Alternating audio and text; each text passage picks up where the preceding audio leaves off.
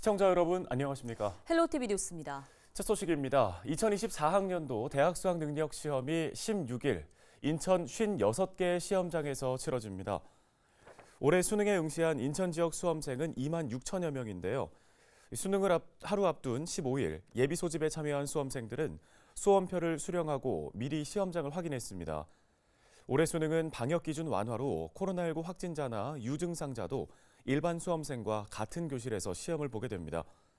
다만 코로나19 확진자는 KF94 이상의 보건용 마스크를 착용하고 별도의 장소에서 점심을 먹는 것이 권고됩니다.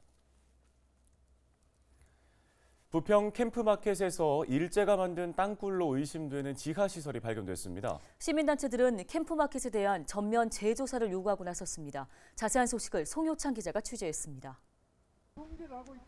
부평 캠프마켓 정문 앞. 시민단체들이 조병창 지하시설물 전면 재조사를 촉구했습니다. 인천시 국방부 문화청은 일제 지하시설물을 즉각 전면 조사해라. 최근 한국환경공단이 캠프마켓 B구역에 대한 토양정화 작업 중 조병창 병원 건물 일대에서 지하시설물 3개를 발견했습니다. 지하시설물은 조병창 병원 건물 입구와 병원 건물에서 30m 떨어진 곳, 독신자 숙소 건물 옆에서 각각 1개씩 발견됐습니다. 국방부를 비롯해 문화재청과 인천시 등은 지하시설물 인근의 토양정화 작업을 중단했고 지하시설물 조사에 나섰습니다. 조병창 입구에서 발견한 지하시설물은 입구를 통해 지하로 들어갈 수 있어 조사를 진행했지만 나머지는 입구가 흙으로 막혀 있어 조사하지 못한 것으로 알려지고 있습니다. 이에 시민단체가 지하시설물에 대한 전면 재조사를 요구하고 나선 것입니다. 조사를 통해 지하시설물이 일제 땅굴로 판명될 경우 캠프마켓 내 땅굴의 실체를 규명하는 데 결정적 역할을 할 것으로 시민단체들은 보고 있습니다. 앞으로 저희들은 계속해서 이 진상이 밝혀지고 그다음에 이 조병창 병원 건물이 존치되어서 역사적 그런 것을 기억할 수 있는 그런 공간으로 만들어 가도록 계속해서 우리 함께 노력을 하겠습니다. 문제는 인천시가 앞으로 어떻게 진행할 것인지입니다. 현재 주한미군 공여구역 주변 지역 등 지원특별법에 의해 미군기지 공여구역 안에서 지하시설물을 발견하면 시가 이를 활용할지 여부를 결정할 수 있습니다. 시는 지하시설물의 역사적 가치를 조사한 뒤 활용 여부를 결정할 방침입니다. 조사 주체는 국방부 문화재청과 협의해 정할 계획입니다. 전체적인 지하시설물 조사가 진행되면 올해 말까지 예정됐던 정화 작업은 미뤄질 것으로 전망되고 있어 캠프마켓 공원 조성에도 제동이 걸릴 것으로 보입니다. 헬로티비 뉴스 송유창입니다. 시민들에게 개방된 옛 부평 미군기지 캠프마켓에서 추가로 토양 오염이 확인돼 군 당국이 정화 작업에 나섰습니다. 국방부는 이달 초 인천시 부평구 캠프마켓 B구역 일대에서 토양 정화 작업이 필요하다며 시에 협조 요청 공문을 보냈습니다. 또한 한국환경공단에 정화 작업을 의뢰했다고 밝혔습니다. 이를 위해 지난 13일부터 공사를 위한 안전 펜스도 설치됐는데요. 이 B구역에서는 폐기물로 분류되는 지작물도 발견돼 토양 정화 작업과 함께 지작물 제거 작업도 이뤄질 예정입니다. 이에 따라 지난 2021년 5월 민간에 정식 개방된 B구역터는 인천시설공단 사무실 등 일부 구역을 제외하고는 모든 접근이 통제됐습니다. 최근 김포 지역의 대단지 아파트 청약에서 미달이 발생했습니다. 불과 몇 년 전까지만 해도 수십, 수백 대 1의 경쟁률을 보이던 것과 비교하면 분양시장의 분위기가 달라진 셈인데요. 전문가는 내년 1분기까지는 수도권 분양시장에 이런 분위기가 계속될 것으로 전망했습니다. 김진재 기자입니다. 이달 초 입주자 모집에 나섰던 김포의 한 아파트 단지. 일반 모집 2순위까지 청약을 진행했지만 31세대 미달이 발생했습니다. 이후 자녀 세대에 대한 선착순 모집에서도 입주자를 찾지 못할 경우 김포 지역 미분양 아파트는 지난 2020년 이후 3년 만에 다시 늘어날 전망입니다. 특히 이달 말 계약 기간을 앞두고 분양을 포기하는 사람들이 나올 경우 미분양 물량은 더 늘어날 가능성도 있습니다. 부동산 업계에서는 청약 미달의 원인으로 고분양가를 꼽습니다. 이 아파트의 전용 84제곱미터 분양가는 약 7억 5천만 원인데요. 여기에 필수 옵션으로 선시공된 발코니 확장비까지 더하면 실제 분양가는 7억 7천만 원에 육박합니다. 인근에 위치한 준공 4년차 아파트의 전용 84제곱미터 매물이 5에서 6억 원대에 거래되는 것과 비교하면 1에서 2억 원가량 더 높은 가격입니다. 7억 뭐 5천 그러면 그렇게는 안 가요. 잘 가야 6억까지.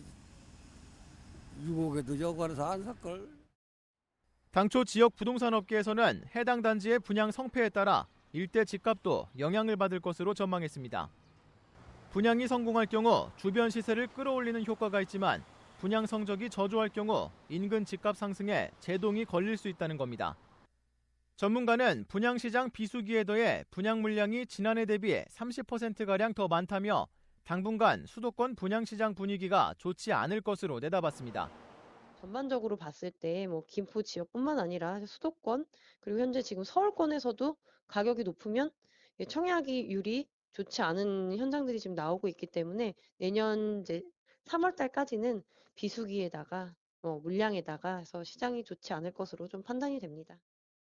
한편 고금리 장기화에 더해 정부가 대출 규제를 강화하면서 수도권 지역 아파트 매매량은 올해 4분기 들어 감소하는 추세입니다.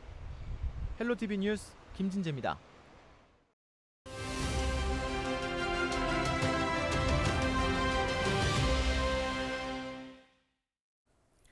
다음 소식입니다. 부천시가 곧 광역동을 폐지하고 내년부터는 다시 행정동 체제로 돌아갑니다. 행정동 체제 변경을 앞두고 준비 한창인데요. 개선될 행정 서비스에 대해서 기대가 적지 않습니다. 네, 오늘은 행정구청이 복원되는 지역구에 부천시 의원 전화 연결해서 준비 상황에 대한 이야기 직접 들어보겠습니다. 광래경 의원이 전화 연결돼 있습니다.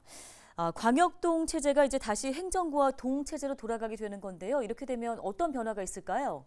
네, 그간에 우리 일반동에서 있었던 사업들이나 민원 서비스가 일부 광역동으로 옮겨가면서 많은 불편을 겪으셨는데 내년부터는 내년 1월 중이에요. 아직 1월 1일이라고는 나오지 않았고요. 내년 중에는 3개 구청이 복원됩니다.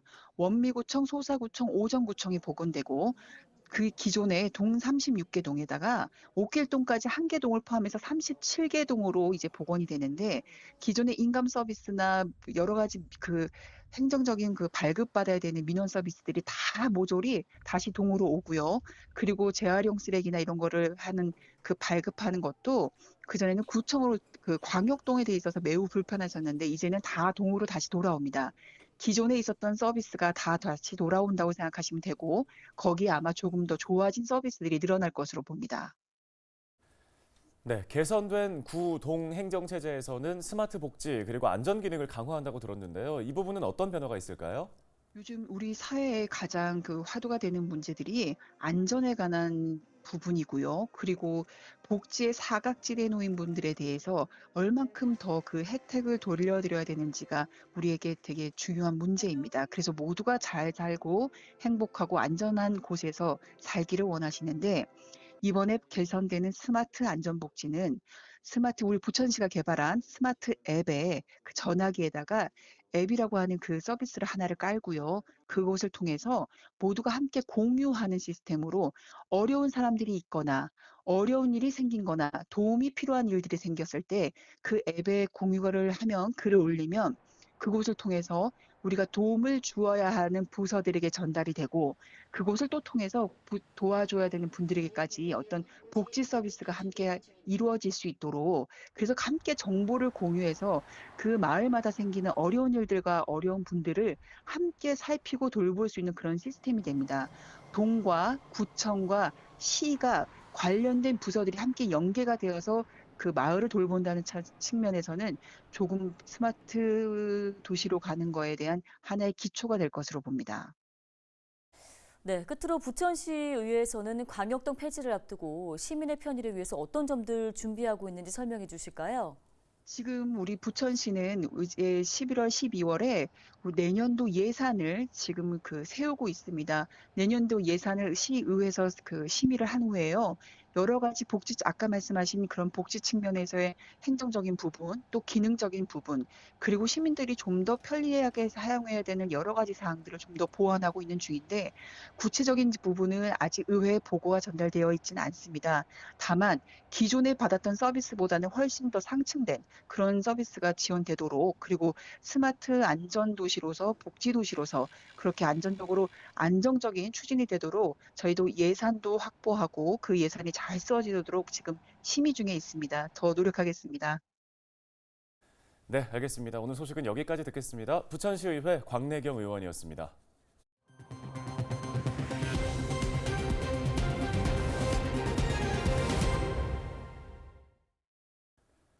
최근 건조한 날씨가 이어지면서 크고 작은 산불이 잇따르고 있습니다. 이달 들어서 강원도에서만 산불 3건이 발생했는데요.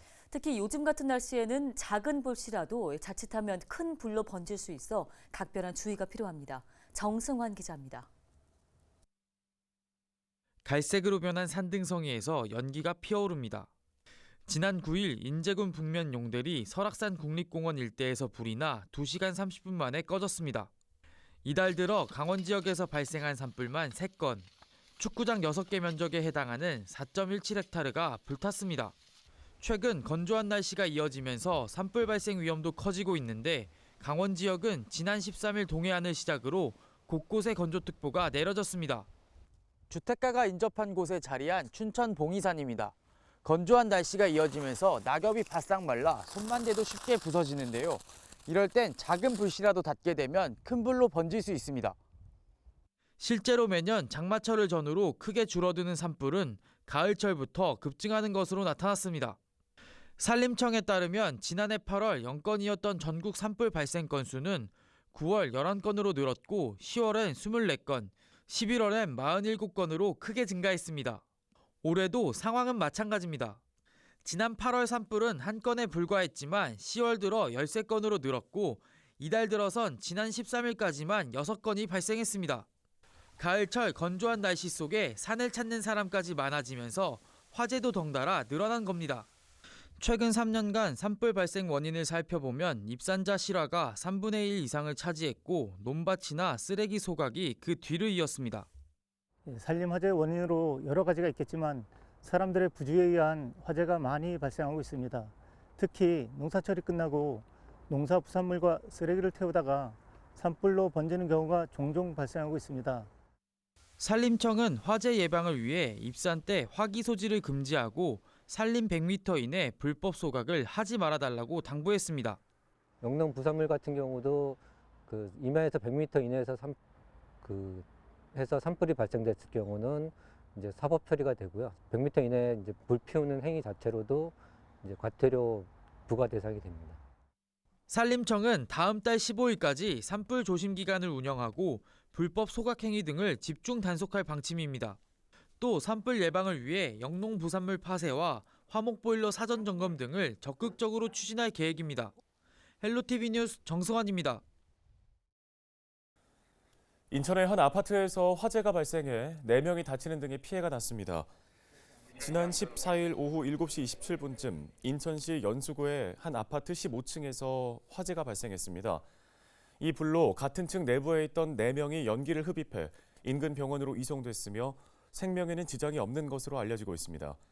화재는 21분 만인 오후 7시 48분쯤 완전 진화됐고 소방당국은 현장 진술 등을 토대로 정확한 사고 경위를 확인하고 있습니다. 만취해서 아들에게 흉기를 휘두른 40대 여성이 경찰에 붙잡혔습니다. 부천 오정경찰서는 10대 아들을 흉기로 위협한 모친 40대 여성 A씨를 특수협박 등의 혐의로 불구속 입건했습니다. A씨는 지난 11일 밤 11시쯤 부천 자택에서 술에 취한 상태로 귀가해 흉기를 들고 아들 B군을 향해 함께 죽자며 위협한 혐의를 받고 있는데요. B군의 신고로 현행범으로 체포된 A씨는 경찰 조사에서 아이가 말을 듣지 않아 그랬다는 취지로 진술했습니다. 경찰은 B군을 다른 가족에게 인계 조치하는 한편 A씨에 대해 구체적인 범행 동기를 조사하고 있습니다.